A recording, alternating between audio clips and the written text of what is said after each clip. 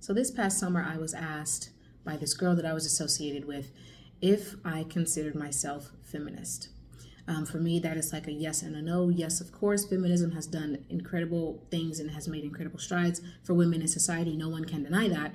However, I live in today's world, and today the feminism that I see is not the same. Early feminism told women you can have jobs, you can have careers, you can go to school and go and get an education and have your family and do all of these great things.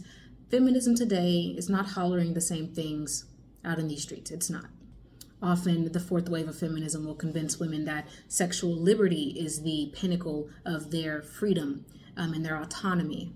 Having sex with whoever you want and being promiscuous and living it up and being free and exploring your body and having your body, that tends to be the nucleus of feminism today. It revolves around sex. Women, go have sex, go have fun, go have sex, go do what men do in the streets, and be naked. And that's about it.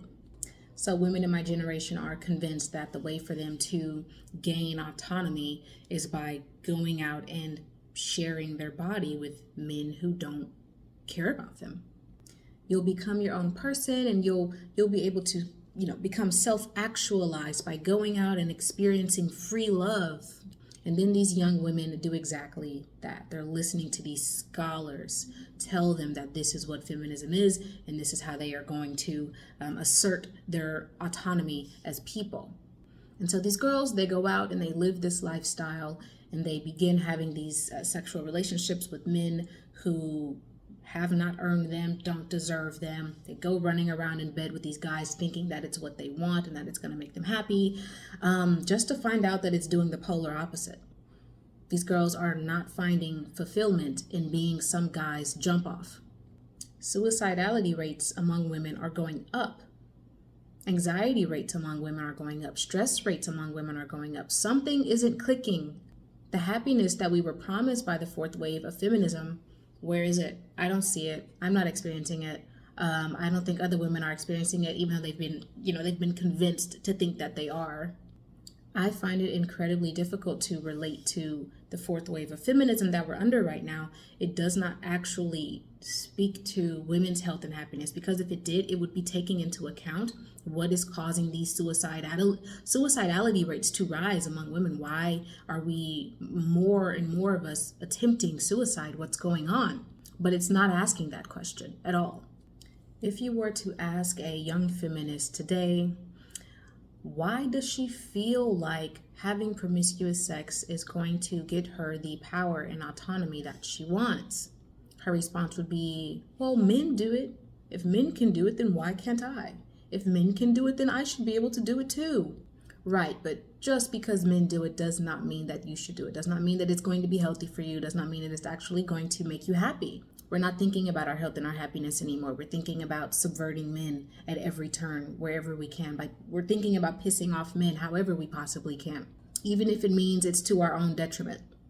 The patriarchy doesn't want women to sleep around. It says that that is slutty, so I'm going to go and do that. And I'm going to feel so powerful. And yes, I got all the power. I slept with this guy who does not actually love me. I'm the one who's in a position of power. No, you're not. No, you're not. You didn't win anything. You don't have any sort of power in that situation. You've given all your power away. And that guy got to get him some for the free. And you're left with this feeling of regret, this feeling of being used, this feeling of shame, which is a part of the reason why women today are feeling jaded, insecure, depressed, and are experiencing suicidality. And what's so interesting is that a lot of these young ladies have gone out into the streets, have lived this lifestyle that they were convinced would get them all this power and autonomy, only to realize, wait a minute, I don't feel very powerful. I feel like I'm giving all my power away. These men are getting a lot from me, and I'm getting very little in return. What I'm getting in return is regret, shame, and sadness. Something's not clicking here. Let me actually try chastity. Yeah. #celibate. Do y'all remember when #celibate was going around on Twitter? It was doing the rounds on social media. What a completely avoidable twist of fate. The girls were convinced that the traditional values that were set in place to protect women were actually here to drag us down, man, to take away our freedom. They went out into the streets. They abandoned all of these principles about chastity and saving yourself for the men that actually love you. They went out into the streets. They found out what it was really like, only to do a complete 180 and turn right back around and go, you know what, I'm going to go back over there to chastity, because that was keeping me safe from these men who don't actually love me at all. It's almost as if that value was there not to keep me down, but to protect me from men who want to use and abuse me. All of that just to find out that celibacy, chastity, abstinence, these things were never here to harm women or to hold us back or to drag us down. These things were here to protect us, to keep us safe from having to deal with these awful men who don't really deserve us at all.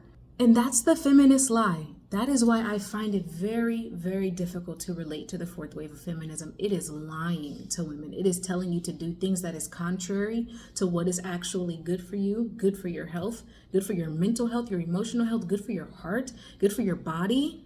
The fourth wave of feminism does not actually care about women's health and happiness anymore. It doesn't. Our health and happiness is not at the center of the feminist conversation. Now it's all about just doing whatever is contrary to the norm, doing whatever is going to piss off men, doing whatever is going to subvert and stick it to men, even if it hurts us in the long run too. And it really pains me to see so many young women in my generation learning the hard way why our moms and our grandmas and our great-grandmas taught us these values about chastity. They're having to learn the hard way why we were given these rules in the first place. Now they're coming back to these same old antiquated values and traditions about sexuality and sort of protecting your body and yourself from these men who only want to use and abuse you. And they had to go through all of this hardship to find out what we have already been told. Now these ladies are stuck with heartbreak, regret, and everything else that comes with this promiscuity culture that is being pushed onto women through the fourth wave of feminism. I hate to see it. I really hate to see it. Hopefully, the fifth wave of feminism will be countering this fourth wave. We'll be trying to undo a lot of the damage done by this fourth wave of feminism and get us back to a place where women are actually genuinely prioritizing our health, our happiness, our quality of life, not to try and piss off men or get under men's skin or upset the patriarchy, but because it's what's actually good for us. That is what feminism is supposed to be about, us. We're supposed to be the center. So yeah, let's see. Let's hope for the best. Let's hope the girls get it together and we start doing something about this fourth wave of feminism. It's so toxic. It's poison.